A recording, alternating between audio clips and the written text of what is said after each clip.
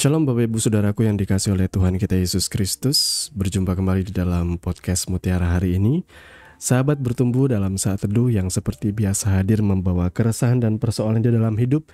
Kita angkat untuk menjadi renungan yang kiranya membangkitkan kekuatan iman. Bagaimana kabar Bapak Ibu Saudara di kesempatan kali ini? Kami berharap saudara senantiasa ada dalam keadaan sehat, dilimpahkan berkat rahmat dan segala kebaikan oleh Tuhan kita Yesus Kristus dimanapun saudara berada. Di podcast Mutiara hari ini, di kesempatan kali ini kita memasuki episode yang ke-336 yang kali ini akan mengangkat satu judul menarik, Haruskah Aku Mengampuni? Nas firman Tuhan terambil dari Markus 11 ayat 25 sampai dengan ayat yang ke-26 yang berkata, "Dan jika kamu berdiri untuk berdoa, ampunilah dahulu sekiranya ada barang sesuatu dalam hatimu terhadap seseorang, supaya juga Bapamu yang di sorga mengampuni kesalahan-kesalahanmu. Tetapi jika kamu tidak mengampuni, maka Bapamu yang di sorga juga tidak akan mengampuni kesalahan-kesalahanmu." Amin. Mari kita bersama-sama berdoa. Bapa, di dalam nama Tuhan Yesus, saat ini kami merendahkan hati kami datang di hadapan-Mu Tuhan. Kami mau duduk diam bersama-sama mendengarkan kebenaran firman-Mu. Tuhan, kami mohon hikmat dan pengertiannya daripada Engkau, menyingkapkan segala sesuatu yang terselubung. Biar segala hikmat, pewahyuan dan rema yang berasal daripada Tuhan mengalir, memenuhi hati dan pikiran kami, melegakan, memerdekakan kami. Terima kasih Bapa, di dalam nama Tuhan Yesus kami mau merenungkan firman-Mu. Amin. Bapak Ibu Saudaraku yang dikasihi oleh Tuhan kita Yesus Kristus, kalau saudara diajukan dengan sebuah pertanyaan, haruskah aku mengampuni? Jawabannya mungkin saja iya, tapi mungkin saja aku tahu sebenarnya harus, tetapi sulit. Kita harus mengakui ya, memaafkan kesalahan orang lain, melepaskan pengampunan, itu suatu perkara yang berat. Kalau kasusnya berat. Dalam kehidupan sehari-hari tentu pengampunan itu adalah sesuatu yang biasa ya, yang harus kita lakukan dan biasa terjadi di dalam kehidupan ini, saudaraku ya. Selama kita hidup, berinteraksi, bersosialisasi, lebih-lebih dalam kehidupan berumah tangga, pasti akan ada yang namanya gesekan, pasti akan ada yang namanya pertengkaran. Butuh kerendahan hati, butuh hati yang besar untuk bisa melepaskan maaf atau pengampunan. Kalau kita kembali kepada kebenaran firman Tuhan, maka mengampuni itu bukan suatu pilihan sebenarnya, tapi suatu keharusan, karena ini perintah Tuhan. Saudaraku ya, kalau kita tahu apa itu dosa, bicara soal larangan-larangan Tuhan, jangan membunuh, jangan mencuri, jangan berdusta, maka mengampuni juga adalah bagian dari perintah Tuhan yang harus dilakukan, tidak bisa ditawar. Berat aku mengampuni, ya memang berat mengampuni, tapi Tuhan mengharuskan kita melakukannya, saudaraku. Ada di dalam Alkitab sebuah pertanyaan, sampai berapa kalikah aku harus mengampuni? Apakah sampai 7 kali? Ya, biasanya angka 7 itu menggambarkan kesempurnaan ilahi, angka sakral bagi orang Yahudi. Tapi ternyata tidak. Mengampuni terhadap saudara yang berbuat salah kepada kita bukan cuma 7 kali, tetapi 70 kali 7 kali. Kalau dihitung ya 490 kali. Tapi coba saudaraku, pernahkah ada saudaramu yang bersalah kepada engkau selama 490 kali? Kalau engkau terus mengampuni dia, mau memaafkan kesalahan dia, sebenarnya yang berubah itu bukan saudaramu, tetapi yang berubah tuh engkau.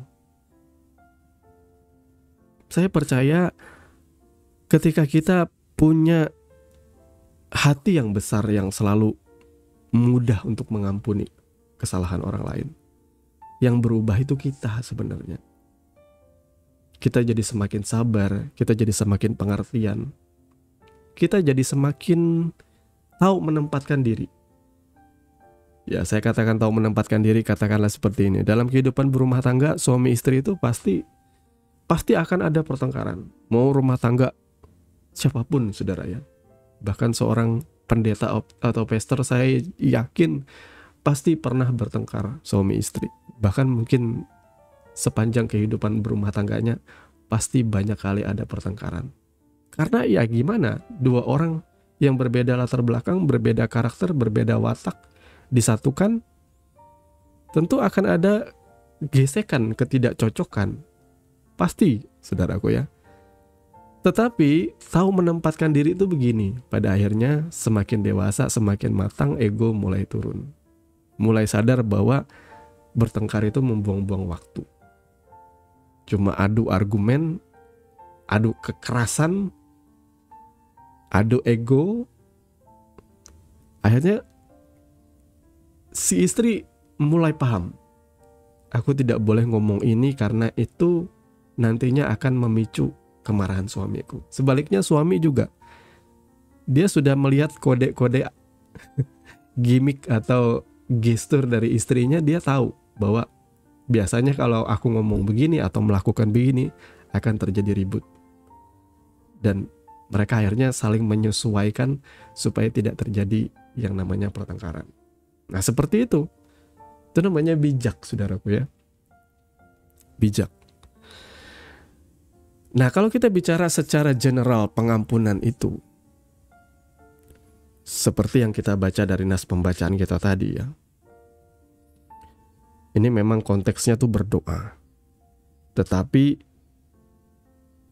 Tuhan Yesus mengajarkan bahwa salah satu syarat doamu itu dikenan oleh Tuhan, didengar oleh Tuhan ialah engkau harus mengampuni dahulu sekiranya ada barang sesuatu dalam hatimu. Berarti kalau ada sedikit masalah yang belum dibereskan, mari berbaikan dulu. Ya, saya selalu memberikan ilustrasi suami istri karena suami istri itu yang paling dekat gitu ya. Jadi kalau saudara bertengkar dengan istrimu, engkau tahu bahwa pertengkaranmu tuh sudah tuntas atau belum tuh tahu, saudaraku. Kalau masih ada yang mengganjal belum beres tuh tahu, saudaraku. Dari bagaimana sikap istrimu atau sikap suamimu kelihatan. Tapi kalau sudah tuntas, sudah beres itu beda. Beda. Raut wajahnya, mimik mukanya seperti itu ya. Tutur katanya tuh berbeda. Kalau saudara masih memiliki ada satu di dalam batinmu yang belum selesai dengan saudaramu, ada satu syak dalam hatimu yang membuat tidak nyaman, mari Tuhan Yesus mengajarkan, selesaikan itu dengan saudaramu, entah dengan saudaramu, dengan suamimu, dengan istrimu, dengan anakmu, atau seseorang yang begitu membuat engkau kepikiran, apalagi lebih-lebih kepikiran ya, membuat sakit hati, kepikiran terus-menerus. Itu berarti saudara harus membereskannya, harus menyelesaikannya, harus berbaikan seperti itu. Yang penting saudara mengampuni dulu. Ya, kalau misalnya dia jauh ya paling tidak di dalam doa engkau mengakui di hadapan Tuhan. Tuhan, aku mengampuni dia. Sekalipun berat aku mengampuni dia. Dan Tuhan, aku berdoa bukakan jalan supaya kami diperdamaikan kembali. Yang pasti saudara sudah melepaskan pengampunan. Itu kalau misalnya nggak bisa ketemu. Kalau bisa ketemu ya lebih baik lagi berbaikan. Saya tidak mau bermegah, tapi saya adalah tipikal orang yang cinta damai, saudaraku. Biasanya kita tuh sulit mengampuni karena kita, satu, lagi dikuasai ego, kemarahan. Dua, gengsi kita terlalu tinggi, kita terlalu sombong. Ya, Atau yang ketiga ya, lebih tepat kita pendendam. Kalau saya pribadi bukan pendendam, karena saya tahu firman Tuhan, saya tidak mungkin menyimpan kesalahan orang lain, karena itu adalah salah. Maka kalau misalnya saya lagi marah, lebih baik saya diam. Tapi saya tahu ketika kemarahan saya surut atau reda, biasanya saya mau hati kecil saya ya selalu pengen mengajak untuk berdamai, berbaikan. Dan saudara tentu tahu bagaimana caranya berbaikan. Ya, saudaraku, bereskan terlebih dahulu. Ampuni. Karena apa? Karena Alkitab menggambarkan dengan jelas ya, Yesus mengajarkan tentang suatu perumpamaan bahwa pengampunan itu seperti apa sih? Katakanlah kita sesuaikanlah dengan keadaan sekarang ya. Kalau di dalam Alkitab kan pakai mata uang yang kita nggak begitu paham ya. Kita pakai mata uang yang jelas ya. Kalau ada si A ini ditangkap oleh raja karena ia berhutang $100,000 US dollar. Dia berutang $100,000 US dollar kepada raja, akhirnya dia ditangkap. Ketika ia ditangkap, ia memohon pengampunan dari raja. Ia memohon belas kasihan raja. Ia memohon, Tuhan, sekiranya mungkin aku akan membayar utangku, tapi tolong kali ini bebaskanlah aku, nanti aku akan cari gantinya. Lalu raja ini berbelas kasihan karena dia tahu bahwa si A ini tidak punya kemampuan untuk membayar utangnya. Akhirnya raja berkata, ya sudah, aku menghapus seluruh hutangmu. Si A lalu dilepaskan dari algojo ya, dari debt collector dan sebagainya. Dia lalu pulang ke rumah. Dalam perjalanannya pulang ke rumah, dia bertemu dengan temannya yang berhutang $1,000 US kepada dia. Lalu dia menuntut temannya yang berutang nih, bayar utangmu. Kalau kamu tidak bayar, aku lapor kamu kepada ini, polisi dan sebagainya untuk menangkap engkau. Betul, akhirnya dia perkarakan. Temannya itu dilaporkannya, akhirnya datanglah debt collector, akhirnya datanglah polisi menangkap dia. Ini istilah saya saja ya, menangkap orang ini. Dan itu terdengar oleh sang raja. Lalu raja menemui si A ini. Bukankah aku sudah menghapus seluruh utang-utangmu karena aku berbelas kasihan kepada engkau? Lalu kenapa engkau membawa temanmu ini ke pengadilan hanya karena $1,000 US? Padahal $100,000 US mu sudah aku hapus utangmu. Kalau aku saja sudah menghapus utangmu yang banyak, harusnya kamu rela juga menghapus utang temanmu. Karena dia juga tidak memohon belas kasihan kepadamu. Nah, seperti ini ilustrasinya, saudaraku ya.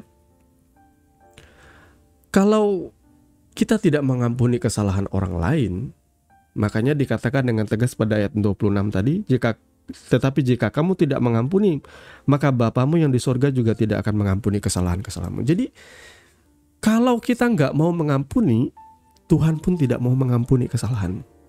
Serem, saudaraku. Kalau Tuhan tidak mengampuni kesalahanmu, ya semua dosamu itu cukup membawa engkau masuk ke dalam neraka yang bernyala-nyala. Ya, hati-hati saudaraku. Memang saya tahu tidak semua masalah itu mudah ditanggung gitu ya. Karena mengampuni itu juga ada levelnya ya. Kesalahan orang tuh ada levelnya, saudaraku ya. Kalau cuma pertengkaran biasa ya mungkin bisa dibereskan, saling minta maaf, bersalaman, berpelukan. Tapi kalau kesalahannya itu sudah berat, ya sulit gak mengampuni. Sulit, saudaraku. Beberapa tahun kemarin ada kisah tentang seorang ibu. Dia punya anak perempuan. Anak perempuannya itu di sekolah dijebak oleh pacarnya dan mantan dari pacarnya ini. Jadi ada laki-laki dan perempuan. Laki-laki ini pacarnya si cewek, sementara perempuannya ini mantan pacarnya si cowok ini, menjebak anak perempuan ini sampai akhirnya menghilangkan nyawanya, mati, meninggal, dibunuh oleh mereka berdua. Saya tidak tahu toxic relationship yang pasti seperti ini, saudaraku ya. Makanya ini jadi sebuah peringatan juga bagi kita. Hati-hati dengan anak-anak kita. Saudaraku, sang ibu ini hatinya hancur ya. Siapa tidak hancur? Saya aja punya anak gadis, anak perempuan yang sudah sekolah. Saya membayangkan kalau seandainya dia dibunuh oleh kekasihnya dan mantan kekasihnya. Wah, itu respon orang masing-masing, saudaraku ya. Ada orang di luar negeri ya, karena si napinya tuh kayak ngejek-ngejek, tanpa orang ketahui dia membawa pistol dan dia tembak di pengadilan di depan semua orang, mati langsung. Berapa kali dia tembak sang ini pelaku pemerkosaan dan pembunuhan anaknya. Ada juga yang saya baru-baru baca ini, pemerkosa anaknya. Sang ibu ini ketika si penjahat ini dilepaskan, si pemerkosa anak itu dilepaskan, si penjahat ini, mantan napi ini, menanyakan kepada ibu bagaimana kabar anaknya, sambil tersenyum-senyum menyindir, mengejek. Sang ibu ini penuh dendam. Dia ikuti si napi ini masuk ke dalam sebuah kafe. Sementara itu dia membawa sebuah, kalau nggak salah, botol atau sebuah galon berisi bensin, saudaraku ya, bahan bakar. Terus di dalam kafe itu dia siram orang itu dengan bensin, kemudian dia lempar dengan api dan mati terbakar. Wah, itu menyeramkan. Itu respon orang seperti itu. Kalau kasusnya seperti ini memang berat mengampuninya, saudaraku. Memang berat mengampuninya. Tapi saya tidak menyarankan untuk dengan cara barbar loh ya. Saya tetap berkata bahwa ini adalah negara hukum, negara kita. Saudara tidak boleh dibenarkan ada tindakan yang barbar seperti itu. Bagian kita ya memang berjaga-jaga dengan anak, dengan keluarga kita, mendidik mereka, mendoakan mereka. Tapi saya salut dengan ibu tadi. Dia bisa mengampuni pasangan yang membunuh anaknya. Dia berkata bahwa aku mengampuni engkau. Walaupun saya tahu bahwa hatinya tuh hancur. Kalau saya mungkin tidak akan sanggup. Saya membesarkan anak saya dari bayi kok. Kalau ada yang menghilangkan nyawanya, saudaraku, belum tentu saya bisa mengampuni. Belum tentu, saudaraku. Tapi kita diajar mengampuni. Sang ibu ini mengampuni. Ini level yang paling tinggi dan tidak semua orang bisa mengampuni. Maka saya yakin bahwa tidak semua orang juga diperhadapkan dengan masalah seperti ini. Ibu ini mengampuni, proses hukumnya tetap berjalan. Ya, memang seperti itu seharusnya, saudaraku ya. Setiap orang harus menanggung konsekuensinya. Kalau seandainya mengampuni dan membiarkan seorang kriminal tidak dididik, tidak diproses secara hukum, maka itu juga akan membahayakan masyarakat ke depannya, saudaraku ya. Karena terkadang penjara itu baik untuk mendidik, memberikan kesempatan orang untuk belajar kembali tentang kehidupan dan menghargai kehidupan orang lain. Intinya mengampuni. Bapak Ibu Saudaraku yang dikasihi oleh Tuhan kita Yesus Kristus, apapun levelnya, Yesus juga mengampuni kesalahan kita. Bahkan seluruh dosa-dosa kita yang seharusnya tidak ditanggung oleh Dia, Dia harus memikulnya di atas kayu salib. Kita menjadi ciptaan yang baru. Dia mengampuni kita sepenuhnya. Dan saudaraku yang level terakhir, pengampunan ya. Pengampunan level terakhir bagi saya itu adalah mengampuni diri sendiri.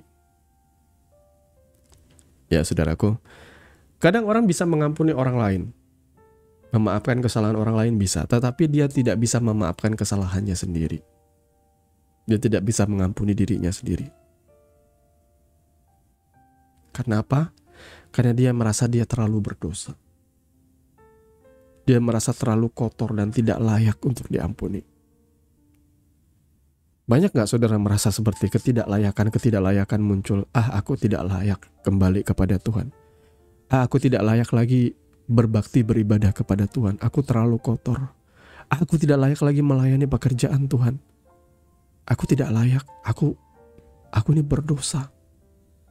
Ingat saudaraku, sekalipun dosamu tuh merah seperti kain kirmizi, Tuhan sudah mengampuni engkau.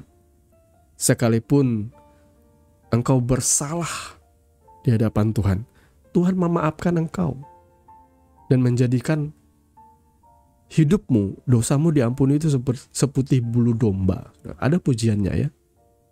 Sekalipun dosa kita merah seperti kirmisi, Dia sanggup mengubahkannya seperti bulu domba. Sekalipun dosa kita tuh merah seperti kain kesumba, Dia bisa menjadikannya putih, saudaraku ya, seputih salju. Bapak Ibu Saudaraku yang dikasihi oleh Tuhan kita Yesus Kristus, terkadang saya pun bisa merasa bersalah, tertuduh lebih tepatnya ya, merasa tidak layak, saudaraku. Jadi Bapak Ibu Saudaraku yang dikasihi oleh Tuhan kita Yesus Kristus, mari kita mengampuni kesalahan orang lain dan juga kita mengampuni rasa bersalah yang ada di dalam diri kita sendiri. Supaya kita boleh dilegakan, boleh dimerdekakan, beroleh damai sejahtera dan sukacita yang datang daripada Roh Kudus. Tuhan kiranya memberkati kebenaran firman-Nya dan mari kita berdoa. Bapa, di dalam nama Tuhan Yesus, terima kasih untuk kebenaran firman yang sudah mengajarkan kami mengenai pengampunan. Tolong Tuhan supaya kami dimampukan melepaskan pengampunan, mengampuni orang bersalah kepada kami, dan juga kami belajar hidup di dalam pengampunan, hidup dalam kemerdekaan itu, menjadi sebuah gaya hidup kami Tuhan. Segala puji syukur kami kembalikan kepadamu Bapa, di dalam nama Tuhan Yesus kami berdoa. Haleluya. Amin. Saudaraku yang dikasihi Tuhan, saudara sudah mendengarkan kebenaran firman yang kiranya boleh menjadi dasar dan kekuatan di dalam setiap kehidupan saudara. Sampai bertemu lagi di podcast Renungan Firman Mutiara hari ini yang berikutnya. Kasih karunia menyertai saudara sekalian. Shalom.